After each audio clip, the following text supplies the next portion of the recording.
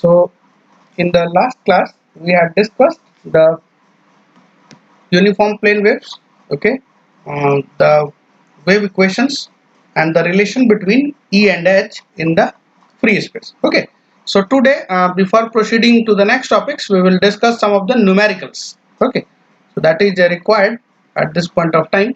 So we will discuss some numericals.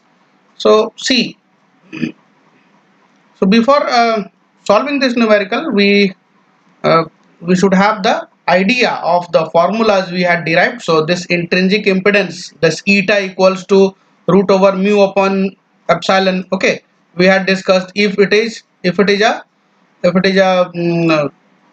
free space, so it will be what, mu 0 upon epsilon 0. If it is a medium, then this mu should be equal to mu 0 mu r, and epsilon should be equal to epsilon 0 epsilon r. Okay, so this we need to take care of. Okay, and if you calculate this mu 0 upon epsilon 0, so it will be 120 pi. So these things I will explain. So first of all, this go through this numerical. So how the numericals are asked in the EM waves, this your fifth unit.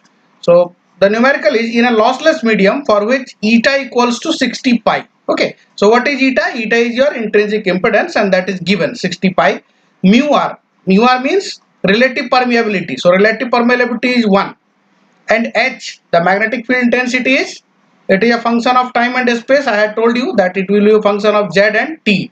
So it is in the same manner. So H equals to minus 0.1 cos omega t minus Z in the direction AX, plus it has the component in AY as well. So it is 0.5 sin omega t minus Z AY amps per meter. Okay, now we have to calculate the epsilon r. What is epsilon r? Epsilon r is relative permittivity. Okay, your omega and this E.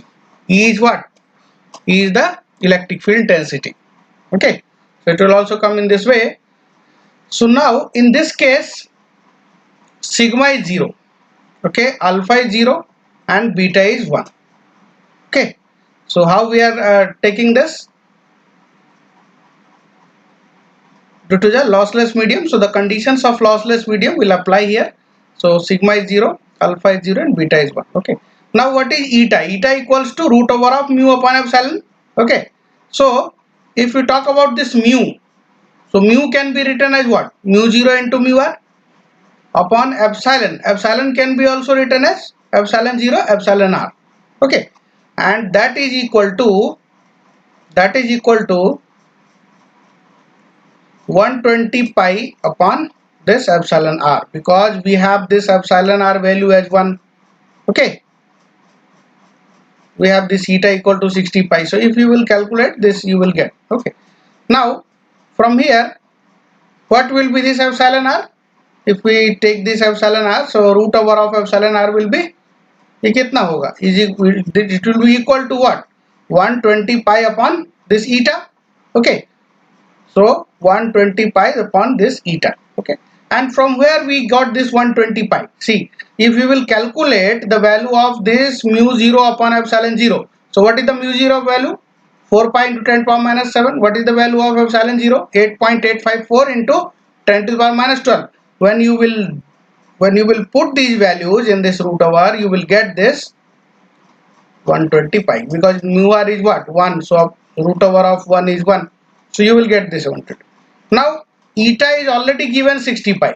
So in place of this eta, we can put 60 pi. Yes or no? So we can put here 60 pi. So 120 pi upon this 60 pi will be how much? It will be 2. Okay. So now if the root over of epsilon r is 2, so what will be epsilon r? Epsilon r will be square of this 2, and that is 4. Okay. So I think up to here it is clear. Okay. There is nothing very difficult to understand this. Okay. Now this beta equals to omega into root over of epsilon into mu. Okay, this relation is very important. You need to remember it. Okay, while discussing the phase velocity, I had discussed this relation. Remember, do you remember that while discussing the phase velocity, I had derived this equation. Okay, so now since this beta equals to omega root over of epsilon mu into epsilon, that is equal to omega, and this mu can be written as mu 0 mu r, because see, this mu means what? Only mu means permeability of the medium, and permeability of the medium is always equal to mu 0 into mu r, because mu 0 is absolute permeability and mu r is the relative permeability, so it is a product of the two. Okay, so it is omega and root over of mu is mu 0 mu r. Again epsilon is what? It is a permittivity of freeze, okay, of the medium. Epsilon means permittivity of the medium, and that is equal to epsilon 0 into epsilon r, because epsilon 0 is what? This is the absolute permittivity and epsilon r is the relative permittivity, so both will be the product. Okay, so omega root over of mu 0 mu r epsilon 0 epsilon r. Okay, so if we separate it, so we can write it mu 0 epsilon 0 means free space quantity is in one root, and in the another root we can write mu r epsilon r. Okay, now we know that your epsilon r is 4 and mu r is how much? 1.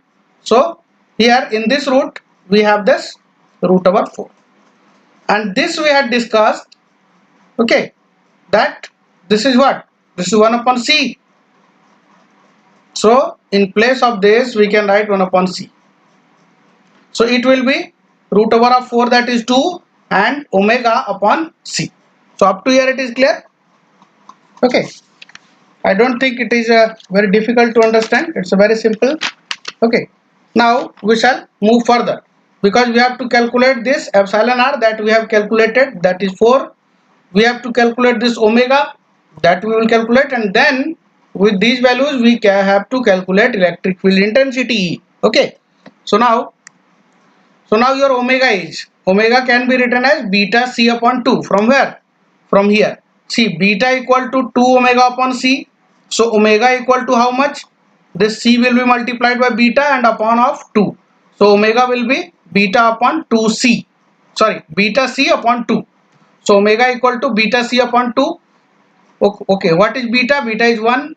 C is the speed of light, we have discussed, so 3 into 10 to power 8 meter per second upon 2. So if you will calculate this, it's very simple. 3 divided by 2 1.5 into 10 to the power 8 radian per second. This is the angular velocity omega. Okay, so omega, the value of omega is determined.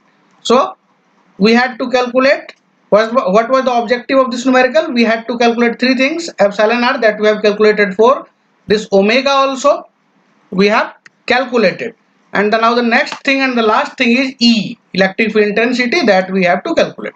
So we apply the Maxwell's equation.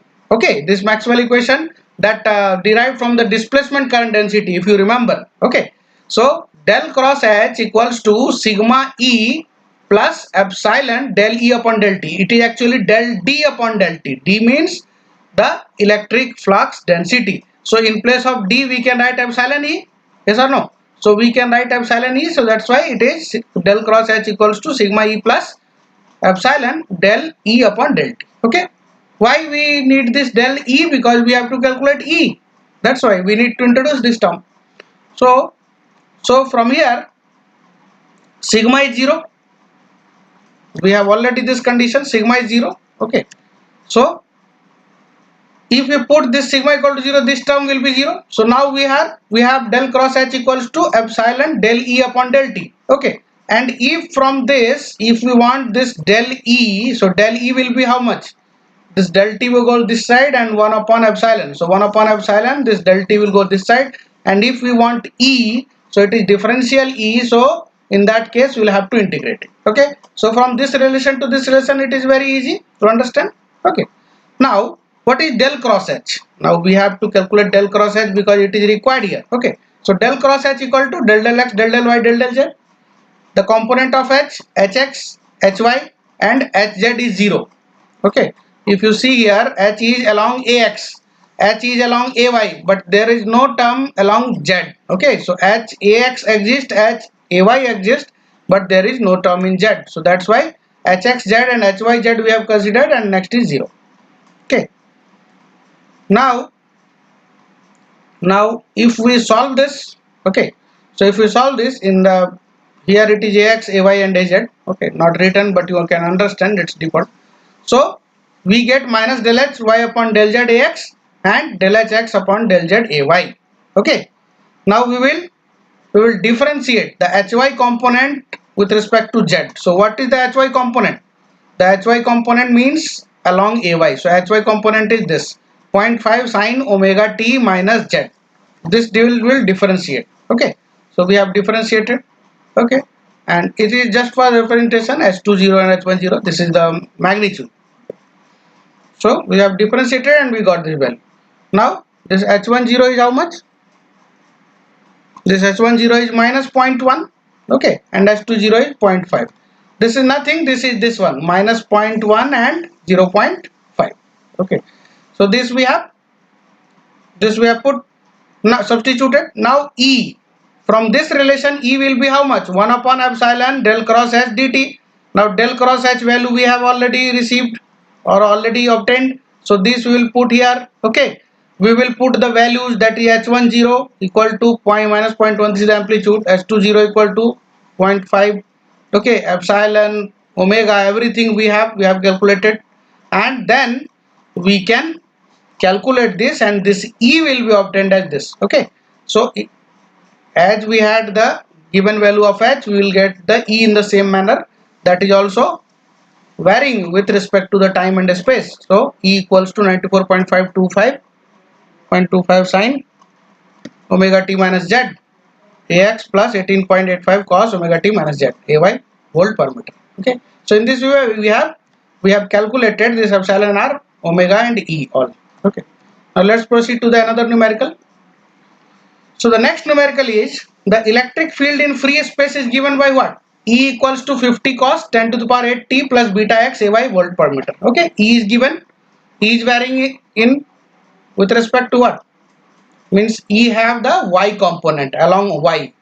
How we are knowing this? Because this is ay. Okay, find the direction of wave propagation. So first is the find of direction of wave propagation, and second is calculate beta and time takes to travel the distance of lambda by 2. Okay, lambda is the wavelength. Now how we can get the direction? So see, this is 50 cos 10 to the power 8 t plus beta x. Okay, now from the positive sign in beta x, so whatever sign is there, okay, so negative of it we will take for the as the direction of wave propagation. So from the positive sign omega t plus beta x, it is positive, so we can infer or we can conclude that the wave is propagating along minus x. Fine, so it is okay. Now in free space, u equals to what? See, u is what? Velocity. So in free space we have the speed of light. So whatever velocity we do have, that is equal to the speed of light. So this beta equals to omega upon c. This relation we have already seen. So beta equal to omega upon c. Okay, what is omega here? See, omega t. If we compare this 50 cos omega t plus beta x. So omega value, the value of omega is how much? 10 to the power t. Speed of light we already know, that is 3 into 10 to the power 8. This 10 to the power 8 will get cancelled out and we will get 1 upon 3. So beta is 1 upon 3 means 0.333 radian per meter. Okay, so this beta we have received, we have obtained. Okay, now we need to calculate the time it takes to travel a distance of lambda by 2. So with these obtained values we will calculate the time. How we will calculate the time? T is the period of the wave. T is the period means capital T is the period of means the wave travels a distance lambda, means for completing one full cycle. Okay, that is a distance of lambda, wavelength. At speed c, t time is elapsed. Okay, or in other words we can say that the wave takes t seconds, capital T seconds, to travel a distance lambda at speed c. So with the definition of wavelength also it is clear that time to complete one full cycle, okay, is your t seconds, and the distance of one cycle is lambda. So 3 seconds is required to travel a distance lambda at a speed c. Now to travel a distance of lambda by 2, how much time will be required? T upon 2. It's simple. Okay, speed equals to distance upon time, that we all already know. So if the distance is half, obviously the time taken to cover that half distance will also be half. So t upon 2. So what is the time? T1 equals to t upon 2. So t upon 2 means 1 upon 2 of 2 pi upon omega. Okay, because 2 pi is the whole, you can say, whole 360 degree, and upon this angular speed is omega. So this is time equals to what? Distance upon speed. So for completing one complete rotation, if you see, that is 2 pi. Okay, in circular system you see, and the speed, angular speed is omega. So pi, here 2 will cancel out, so it is pi upon 10 power 8, and that will calculate. So it is 31.42 nanosecond. Okay, it will appear at something 10 to the power minus 9, and that you will assume as 31.42 nanosecond. Alternatively, because the wave is traveling at a speed of light, so lambda upon t equal to ct1 we can write, and t1 equal to lambda upon 2c. That way also we can proceed. So lambda equals to 2 pi upon beta. Okay, so it is 6 pi. Fine. And then T1 can be calculated as 6 pi upon 2 into 3 into 10 power 8. And from there also, this is the alternative approach. Okay, we have already calculated the time here, 31.42 nanosecond. But alternatively, we can proceed like this also. So T1 equals to how much? 6 pi upon 2 into 3 into 10 power 8. And that is equal to 31.42 nanosecond. Okay, so this way also we can proceed. Fine. So I think this is clear to all of you. Okay, so we have solved these two numericals, and whatever formulas that has been discussed during the class, I think you must take a note of it, or just put a summary. Okay, so you should make a summary in your own way, so that will help in numericals. And electromagnetic waves, we have a lot of derivations also, and numericals also. Okay, so it would be easier for you to solve the numericals if all the formulas, okay, will be at one place. So I would like to suggest all of you that please make a summary of the formulas, especially the Maxwell equations, the important equations. Okay, up to this time you are very clear that which equations are very important from the viewpoint of numericals. Okay, so that you can do. Okay, and that would be helpful for us to solve the numericals, because in this plane waves only, if we talk about, we have a lot of derivations. This plane waves in lossless dielectrics, okay, plane waves in conductors. Fine. Thereafter we have a lot of numericals also to solve. Then the Poynting vector, okay, Poynting vector theorem is very important. So that is from the viewpoint of examination also, and the numericals. Then we have to see the reflection of plane wave at normal incidence, and we have to solve the numericals based on it. Then reflection of plane wave at oblique incidence, okay, parallel polarization. So everything that will come subsequently in the next sessions. Okay, so with this I conclude this session.